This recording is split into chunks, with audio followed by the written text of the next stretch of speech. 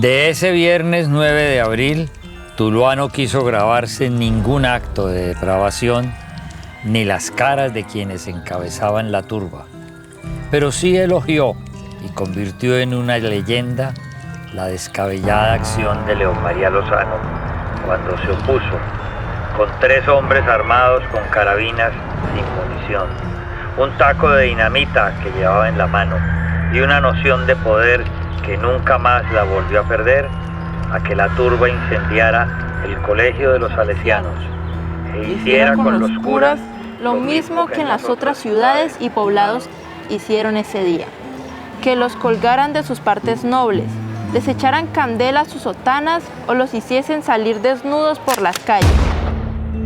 ¿Cóndores no entierran todos los días? Pues considero que Cóndores no entierran todos los días es una obra de arte de la literatura colombiana. La primera lectura fue lectura ingenua de una muy buena profesora de literatura que tuvimos en el colegio y nos introdujo al boom latinoamericano, a los libros clásicos, a Rulfo, a Cortázar, a lo que teníamos que leer en su momento. Es una novela que luego se llevó al cine y que nos muestra muy bien la década de los años 50 en el Valle del Cauca y centrándonos sobre todo en Tuluá.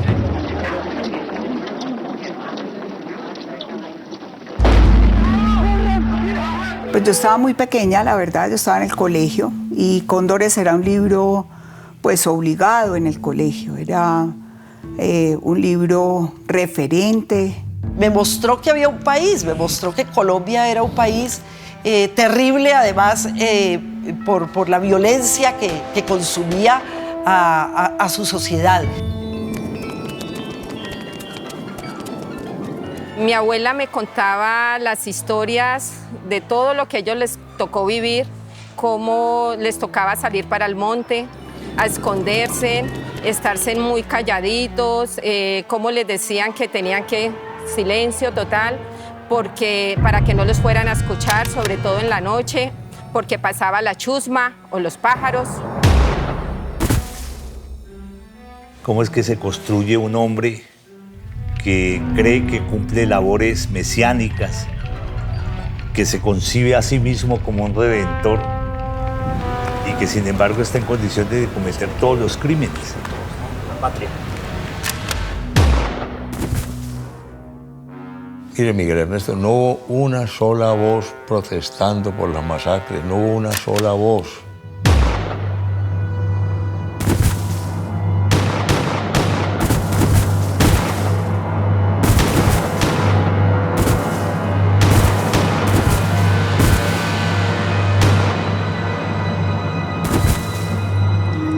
Los habían puesto unos encima de los otros, desnudos, boca arriba los de la derecha, boca abajo los de la izquierda. Para el que terminaba el montón había una sábana, para los otros el abrigo de las moscas.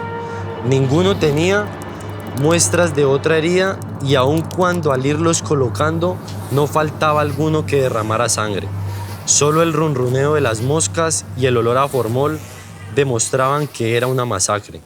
Recuerdo una frase del astrólogo Puerta que decía que cuando Colombia se fundó, la influencia sobre el territorio estaba en Mercurio. Yo creo que esa es la única explicación, porque nada más puede ser racional para entender las violencias en Colombia.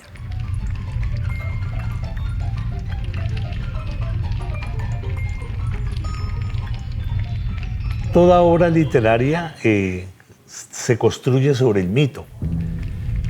Lo que ocurre es que la pregunta que se hace en torno a si Cóndores no entierran todos los días es un mito, ya alude a si la sociedad misma contemporánea lo asume como el gran símbolo, digamos, de la violencia. Cóndores no entierran todos los días gana el premio Manacor de novela en agosto de 1971. Una periodista española, amiga de él, que la conoció porque participaron en un concurso de literatura anteriormente, lo contacta con una editorial de Barcelona, con Editorial Destino, y allí la novela entonces se convierte en libro. digamos que uno mide ciertas consecuencias, pero a la edad de 25 años uno no mide nada. Eso yo creo que la valentía es un rasgo característico de quien acepta los desafíos. El imperio del miedo y de la sangre estaba ya en su furor. El gobierno también era de ellos.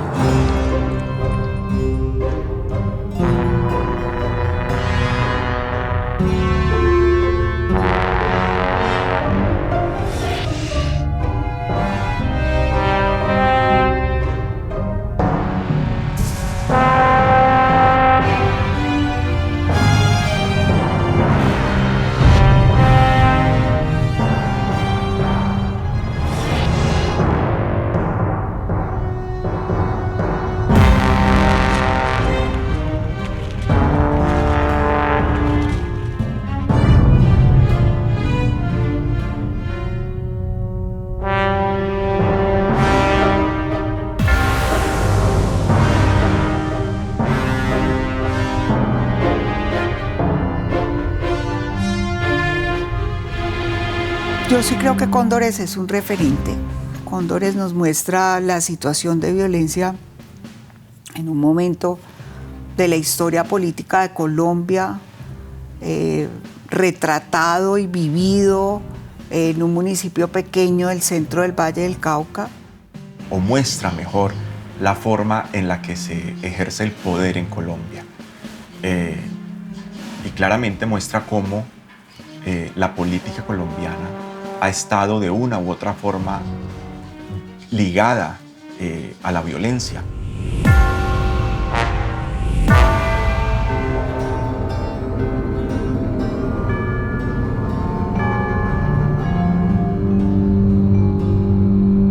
Pero entonces, ¿qué hacemos con el Partido Liberal que sigue ganando las elecciones?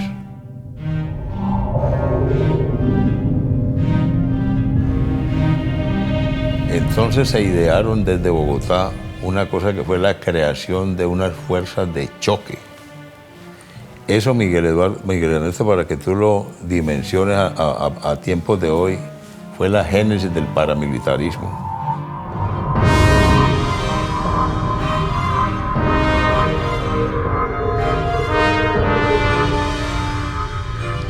Los tres doctores terminaron, seguramente, de darle los grandes designios a León María y lo dejaron en su casa con las 3 cajas de carabinas, al tiempo que le prometían unas ametralladoras recortadas para la semana siguiente.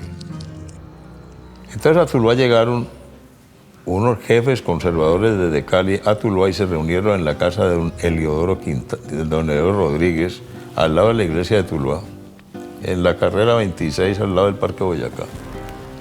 Pero que necesitaban un sujeto que consiguiera a la gente, que reclutara a las personas que iban a armar.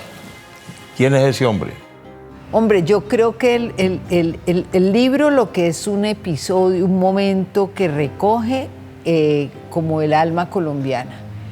Creo lamentablemente que eso todavía está vivo. Han cambiado escenarios, han cambiado situaciones, pero creo que ese alma colombiana de autoritarismo, del que tiene el poder para liquidar al que piensa distinto, esa, vuelvo y digo, intolerancia, esa no poder vivir ni siquiera ni en pequeñas ni en más grandes comunidades, con la gente expresándose, con la gente actuando de manera distinta, sigue vivo en Colombia y es dramático y es un poco lo que hemos vivido. Cóndores no entierran todos los días.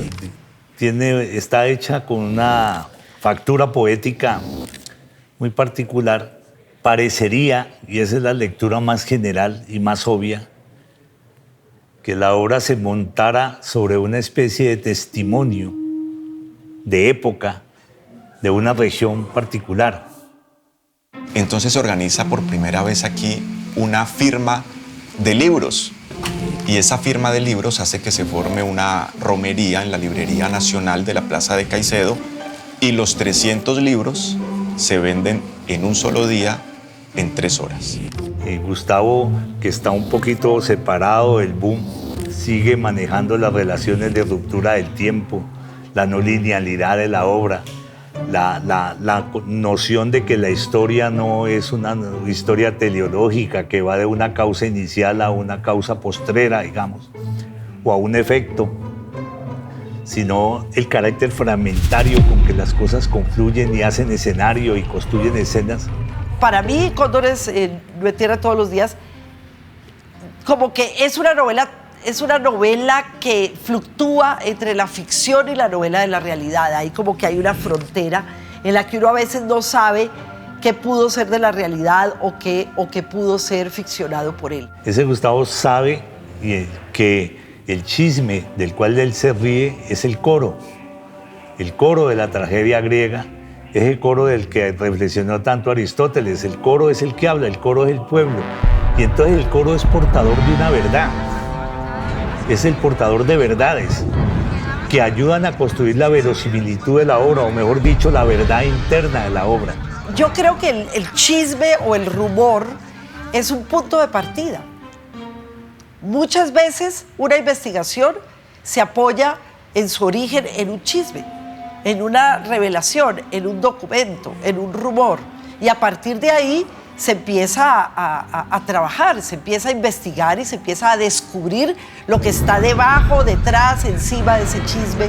Y esas verdades de ese coro, como sucede incluso en la vida real, no coinciden con la verdad real de los acontecimientos.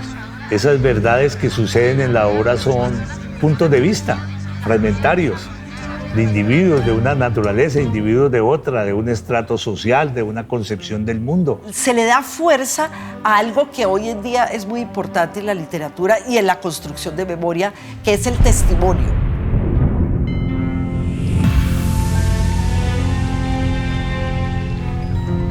Entonces, yo creo que el chisme o el rumor o los chistes, el sarcasmo que puede haber sobre algo, es una forma de empezar a construir memoria a través de los diferentes testimonios que uno puede recabar cuando va a hacer la reportería de los hechos.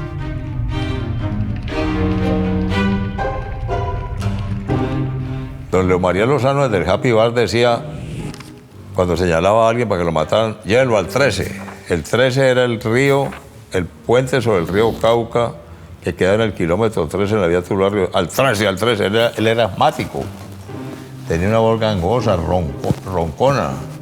Entonces decía, a este llévenlo al 13. 13 era el puente General Santander sobre el río Cauca, allá mataban al hombre, le abrían el vientre, una puñaleta para que el cadáver se hundiera y no flotara. Esa es. ¿Cómo le parece, pues? Otto Morales Benítez, que fue muy amigo de Gustavo, le recomienda una editorial en Guayaquil, en Ecuador. Y Gustavo logra un acuerdo con esa editorial, creo que por 2.000 pesos de la época, y esa editorial imprime 250.000 ejemplares de Cóndores no entierran todos los días. Pero hay una particularidad.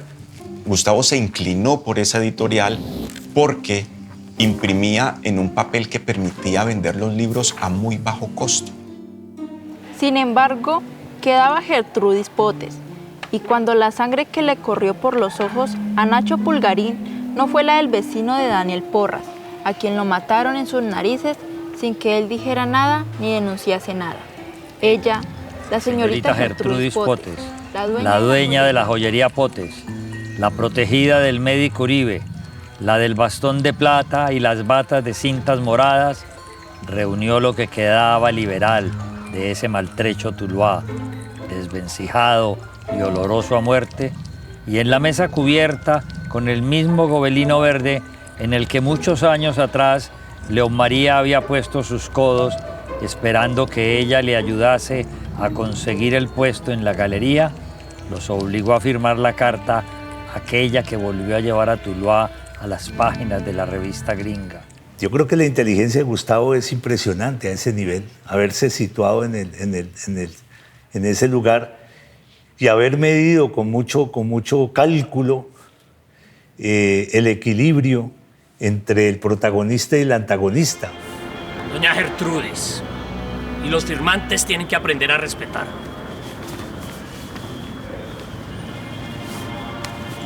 Ustedes se encargan. Doña Gertrudis tiene que aprender a respetar.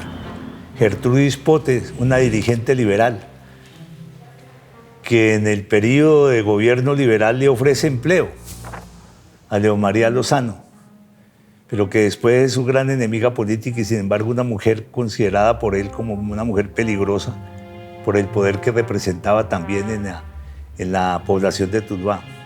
En la época más dura de esa violencia en Tuluá, con Leo María asesinando gente a diestra y siniestra, más a siniestra que a diestra. 9 guapos de Tuluá, y digo 9 guapos porque tú y yo vimos a John Wayne seguramente que era un guapo del cine, y después vimos a Clint Eastwood en Harry el Sucio, unos guapos, pero nunca he conocido unos más guapos que los 9 que firmaron la carta al director del Tiempo, don Roberto García Peña, denunciando las atrocidades del Cóndor.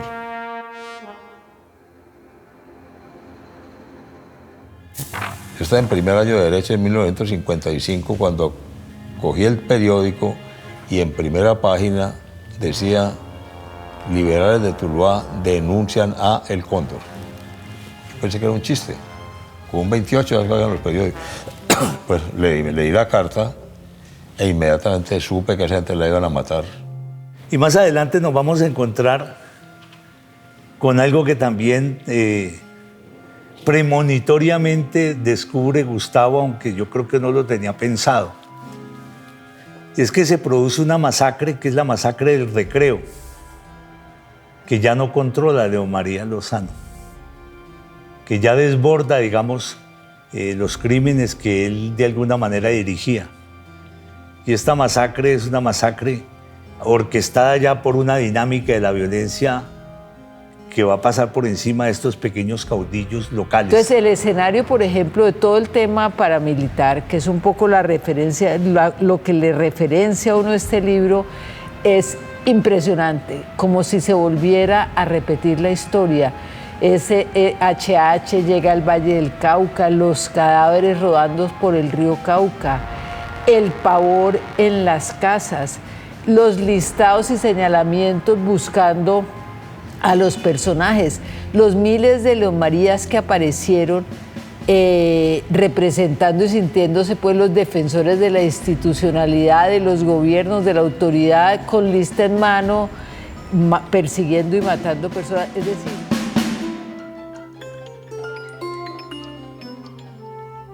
Hola. Bien.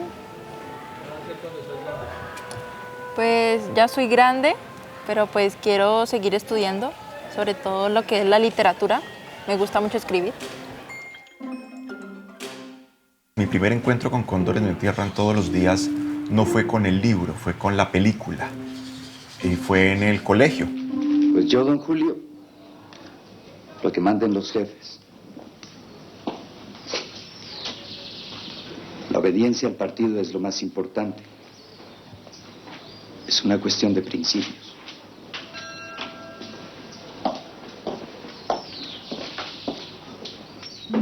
Muy bien interpretada por Fran Ramírez. Le fue muy bien en taquilla y en crítica a nivel de Colombia, y pues estuvo en Cannes inaugurando, digamos, la primera vez que una película colombiana llega a Cannes. Entonces sentí cómo era algo tan real que me causó mucho impacto, y a partir de allí ya lo que hice es que yo quise que los muchachos siguieran leyéndolo, porque me parecía que era bueno que ellos se dieran cuenta de esa historia que realmente sucedió. Wow, Cóndores no entierran todos los días es, digamos, una reseña histórica de algo que sucedió hace mucho tiempo, especialmente en la época del bipartidismo. Es un libro donde se enfoca en un hombre que era una gran persona, era una buena persona, pero el fervor a su partido lo llevó a convertirse en uno de los hombres más malos del Valle del Cauca, tal vez de Colombia, dirigiendo así más de 4.000 asesinatos durante su trayecto de vida en el Partido Conservador.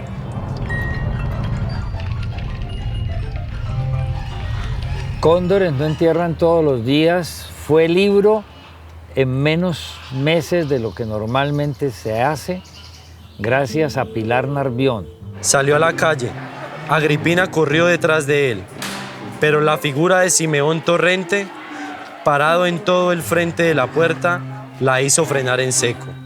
No lo veía desde el día que fue a llevarle unos quesos envenenados y creyó que lo que había ante ella era un espanto. Y León María se volvió íntimo amigo del general Rojas, porque el general Rojas estuvo de comandante de la tercera brigada aquí cuando León María era amo y señor de Tuluá. Pues le decía Tatayo, se llamaba Gustavo, y le decía Tatayo. León María, el presidente de la República. Ella, amiga de Joseph Vergés, el dueño de la editorial Destino, apenas vio que la novela había ganado el Manacor y que tenía el sello y el respaldo del premio Nobel Miguel Ángel Asturias, le dijo a Vergés: esto es una gran novela. El señor lo aceptó y en menos de 3 meses Cóndores fue libro y pudo llegar a los lectores. Pilar Narvión es la responsable. Se supone que era un incómodo, y cuando uno se vuelve incómodo, pues aquí en Colombia la cosa se resuelve fácil, ¿no? Entonces murió y fue enterrado en Tuluá.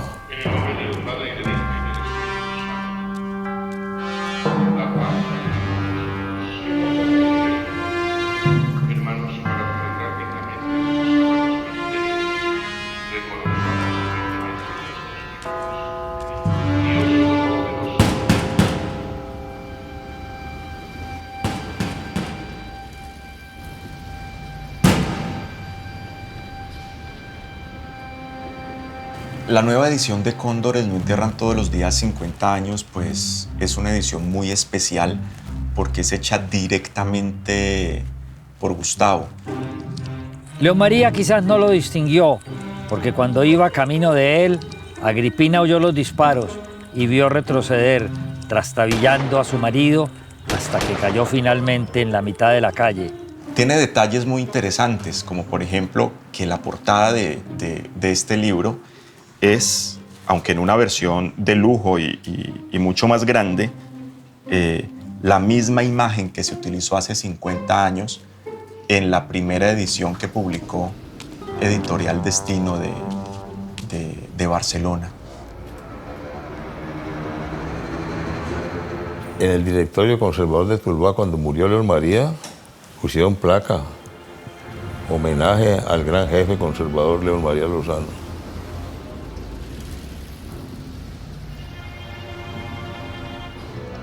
Amapola lo recogió, pero ya ni León María tenía vida, ni Simeón Torrente estaba por allí, aumentándole a Agripina la creencia de que había sido un espanto y no el hijo del Torrente que mataron en Barragán en los primeros días de la violencia, el que había disparado sobre su marido.